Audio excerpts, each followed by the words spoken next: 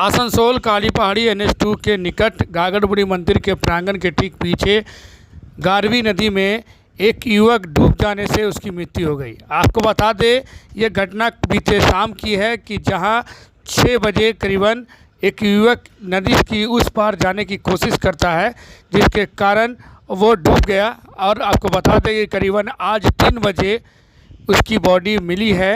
कड़ी मकसद के साथ इस बॉडी को रेस्क्यू कर निकाला गया है। हालांकि सिविल डिफेंस और सभी अधिकारी घटनास्थल पर मौजूद थे।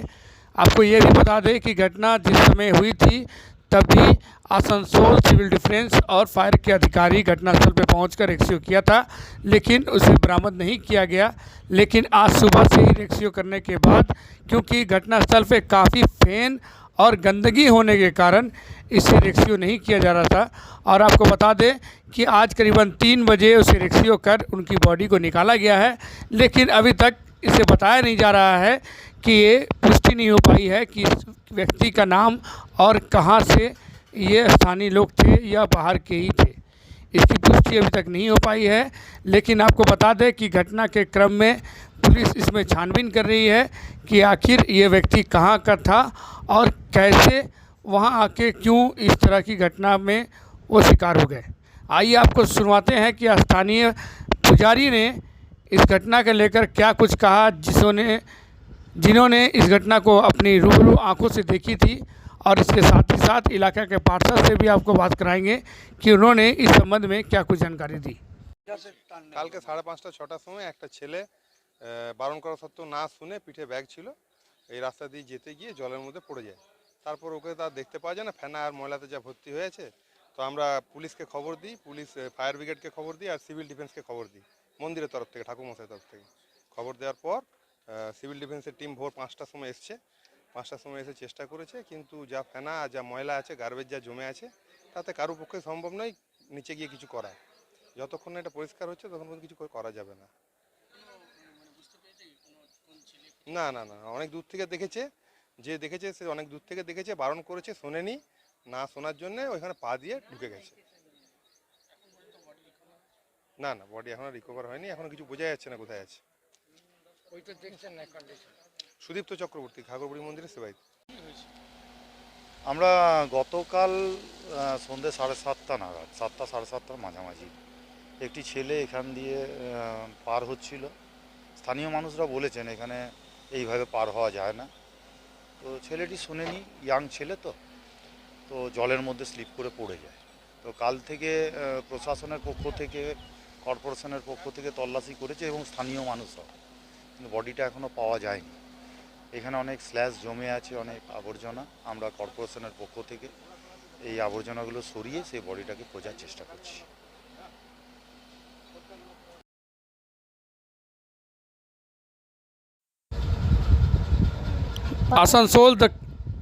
आसनसोल दक्षिण थाना के अंतर्गत फतेहपुर इलाके में एक मंदिर से सटे शौचालय बनाने के प्रतिवाद में आज आसनसोल दक्षिण थाना के प्रभारी को डेपुटेशन दिया।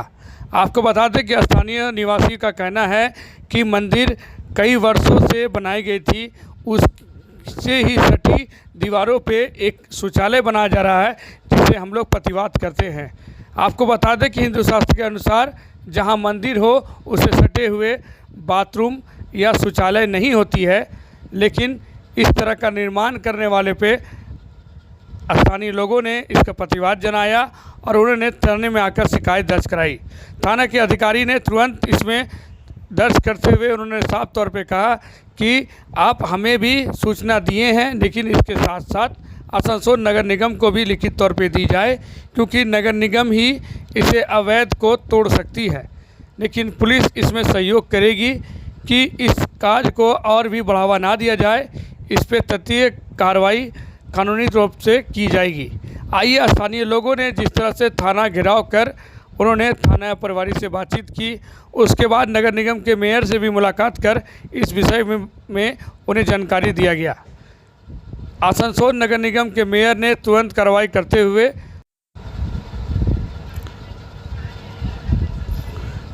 उस पर उचित कार्रवाई की घोषणा की। साथ ही साथ स्थानीय लोगों ने इस विषय में क्या कुछ जानकारी दिया, आइए अब आपको सुनवाते हैं। আমরা এখানে একটা ফতেপুরের সমস্যা নিয়ে এসেছিলাম। আমরা ফতেপুরের সোলান গ্রামের বাসিন্দা সবাই। ওখানে একটা ইলিগাল কনস্ট্রাকশন হচ্ছে। আমাদের যে ধর্মস্থান আছে, শিব মন্দির, দুর্গা মন্দির, এইসব মন্দির আছে, মন্দির প্রাঙ্গণে বা মন্দিরের পিছনটাতে ইলিগাল কনস্ট্রাকশন একটা পায়খানার চেম্বার করছে এবং জাস্ট একদম আমরা মন্দির সংলগ্ন। সেইটা সুরাহার জন্য, আইনি সহায়তা পাওয়ার জন্য আমরা মাননীয় ওসি সাহেব বা আইসি সাহেবের সঙ্গে দেখা করতে এসেছিলাম। আমাদের অভিযোগটা একটা 144 আমরা করেছি, সেটা আমরা জমা দিয়েছি। অ্যাকচুয়ালি 144-এ যেটা আছে সেই ল অ্যান্ড অর্ডার ভায়োলেশন হলে সেটা তো পুলিশ দেখবে, এরকম অ্যাসুরেন্স দিয়েছেন। আর তার সঙ্গে আমাদের যে আরও লফুলি কাজ আছে সেগুলো আমরা করছি।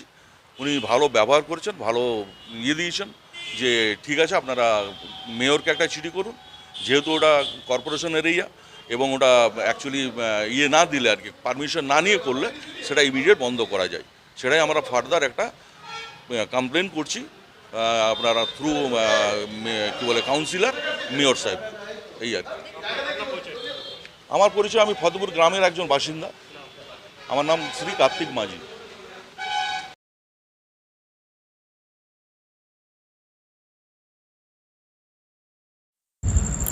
आसनसोल कल्ला काजी नजरुल विश्वविद्यालय में कई दिनों से छात्र और शिक्षक के दौरान वीसी हटाओ के अभियान में चल रही थी विरोध प्रदर्शन। आपको बता दें कि उस वीसी को नियुक्त कर दी गई थी काजी नजरुल विश्वविद्यालय से। उसके बाद आज नए रूप में, नई वीसी के रूप में अपनी चेयर को संभालने के लिए काजी नजरुल विश्वविद्यालय पहुँचे। वहाँ उन्हें सभी टीचरों ने उन्हें भरपूर स्वागत किया, उन्हें फूल गुलदस्ता देकर उनसे काफ़ी देर तक बातचीत की। आपको बता दें इससे पहले कलकत्ता रविंद्र भारती यूनिवर्सिटी से भी वो वीसी के रूप में रह चुके थे और आज काजी नजरुल विश्वविद्यालय में वो उपस्थित हुए। आइए उन्होंने क्या कुछ कहा आपको सुनवाते हैं। অচলাবস্থার কারণটা কিন্তু আমি এখনো জানি না, সেটা আমি সবে তো জয়েন করলাম। মানে কী কী অবস্থা, মানে কী কী অসুবিধা হয়েছিল এই ইউনিভার্সিটি, সেগুলো আস্তে আস্তে আমি জানতে পারবো সবার ফিডব্যাকের মাধ্যমে। আমি আসলে সবাইকে নিয়ে চলার পক্ষপাতী, সবাইকে নিয়ে আমি চলতে চাই একদম। বিশেষ করে গণতান্ত্রিক উপায়ে চলার, সবার মতামত নিয়ে চলার পক্ষপাতী। এখন স্বাভাবিকভাবে এখানে যদি কোনো গ্রিভেন্স থেকে থাকে, আমাকে যেটুকু ক্ষমতা দেওয়া হয়েছে সেইটুকু ক্ষমতার মধ্যে আমি এই গ্রিভেন্স যতদূর সম্ভব মেটানোর চেষ্টা করব।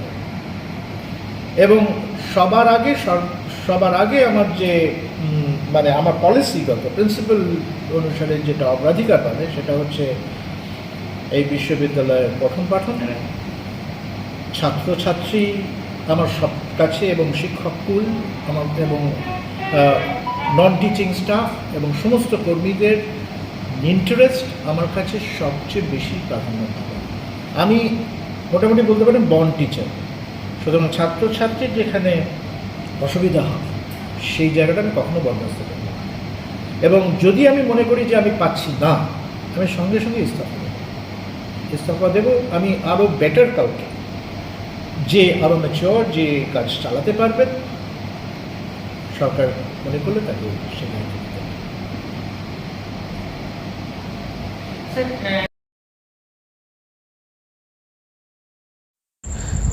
तपतपाती धूप से लोग परेशान देखने को मिला आसनसोल के सड़कों पे। किसी को छाता लेते हुए दिखाई पड़े तो कोई गमछा के सहारे ही ढककर, तो कोई रुमाल के सहारे इस गर्मी से राहत पाने के लिए रोड में दिखाई पड़ रहे हैं। आपको बता दें कि आम जनता की कार्य और अपनी काम तो रहता ही है, अगर वो काम ना करे तो उनकी जीवन कैसे चलेगी, एक बहुत बड़ा संकट का सवाल खड़ा होता है। लेकिन भला इस गर्मी से राहत कैसे पाया जाए।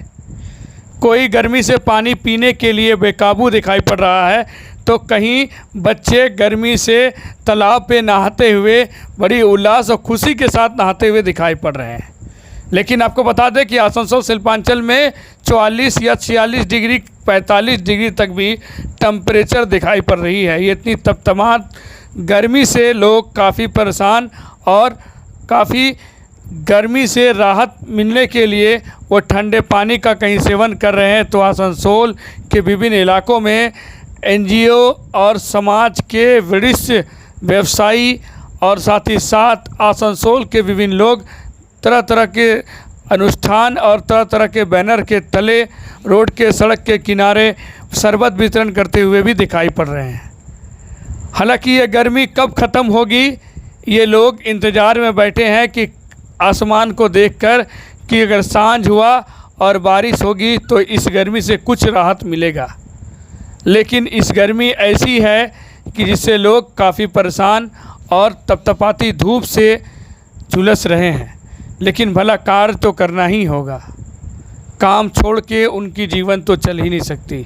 लेकिन इस गर्मी में भी वो काम करके इस गर्मी को किसी तरह से काटते हुए जीवन में चलते हुए दिखाई पड़ रहे हैं आम जनता।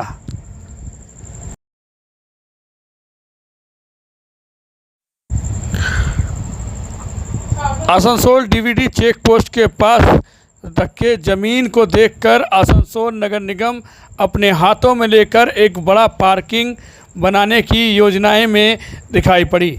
आपको बता दें कि आसनसोल नगर निगम के सभी अधिकारी, डिप्टी चेयरमैन और एमआईसी और नगर निगम के इंजीनियर अधिकारियों ने आज वहां पर जायजा लिया। आपको बता दें, उन्होंने साफ तौर पे कहा कि बाहर से आने वाले झारखंड, बिहार, उड़ीसा, राजस्थान विभिन्न जगहों से बंगाल में प्रवेश करने वाले ट्रकों को किस तरह से और भी बढ़िया से डीवीडी चेक पोस्ट के पास ये पार्किंग बनाया जाए, उसके ऊपर ये कार्रवाई की जा रही है और जायज़ा लिया जा रहा है। आपको बता दें कि पार्किंग की एक बहुत बड़ी समस्या आसनसोल शिल्पांचल में देखने को मिलता है। खासकर इस डीवीडी चेक पोस्ट के पास जब सटे बॉर्डर इलाके के पास ही जब आसनसोल से झारखंड की ओर जब रवाना होती है, तब आपको बता दें कि डीवीडी चेक पोस्ट के पास काफ़ी जाम का एक समस्या देखने को मिलता है, क्योंकि पार्किंग नहीं रहने के कारण ट्रक सब चालक अपने हाईवे के निकट लगा देते हैं, जिसके कारण चारों तरफ से रोड ब्लॉक हो जाता है। लेकिन आपको बता दें कि हाईवे की समस्याओं से निपट पाने के लिए नगर निगम ने एक बड़ा पार्किंग जोन बनाने की घोषणा की है। आइए अब आपको सुनवाते हैं कि नगर निगम के मेयर विधान उपाध्याय ने इस विषय में क्या कुछ जानकारी दी। ডুবুডি চেকপোস্ট এখানে গাড়ি পার্কিং হয়, এখানে পার্কিংয়ে এখানে অসুবিধা হচ্ছে, সেই অসুবিধাগুলো দেখতে এসেছি। এখানে যেমন টয়লেট নেই, স্নান করার জায়গা নেই, খাবার সেরকম অ্যারেঞ্জমেন্ট নেই, হোটেল রয়েছে।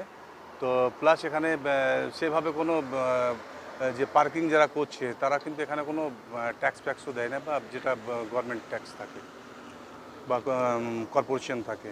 তো এটাকে আমরা চাইছি সুন্দরভাবে বানিয়ে এটাকে কর্পোরেশনের মাধ্যমে সুন্দরভাবে চালাতে। তাই এটা